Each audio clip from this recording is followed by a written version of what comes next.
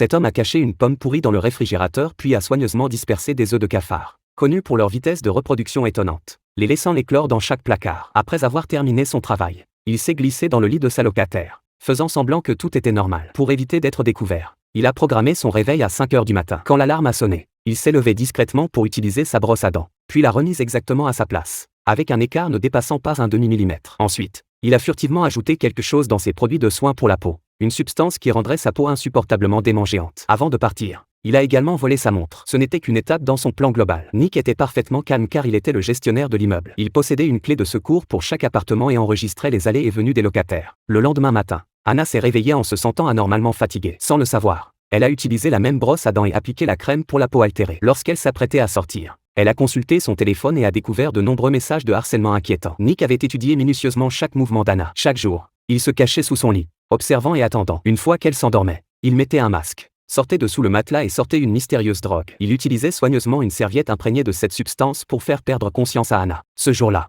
alors qu'il partait après s'être brossé les dents, une petite fille lui a barré la route. Elle habitait de l'autre côté du couloir et l'observait depuis longtemps. Elle savait ce qu'il faisait et maintenant elle faisait chanter Nick. Elle exigeait $100 par jour, sinon elle le dénoncerait. Sans autre choix, Nick a accepté. Quelques jours plus tard, Anna l'a appelé pour réparer un tuyau d'évacuation bouché. Nick s'y est rendu avec un sourire. Il a dégagé l'obstruction, puis a sorti la montre d'Anna, l'a enduite d'une substance chimique inconnue pour la corroder et a laissé une note disant qu'elle avait été trouvée dans le tuyau. Cette nuit-là, il s'est à nouveau caché sous son lit, écoutant la conversation d'Anna avec son petit ami, recueillant plus d'informations personnelles. Après qu'elle se soit endormie, il l'a de nouveau droguée. Une fois certain qu'elle était inconsciente, il a dispersé davantage d'œufs de cafard dans l'appartement et remis la pomme pourrie dans le réfrigérateur. Une semaine s'est écoulée et la santé d'Anna s'est détériorée. Elle avait des vertiges, marchait de façon instable et se sentait souvent nauséeuse. Mais le pire était que les œufs de cafard avaient maintenant éclos. Anna a vu avec horreur ces créatures ramper partout. Elle s'est précipitée dans la salle de bain pour essayer de s'échapper. Mais les cafards étaient partout, sur son bureau, sur le sol. Paniquée, elle a couru en bas pour demander de l'aide au gestionnaire de l'immeuble. En voyant la détresse de la jeune fille,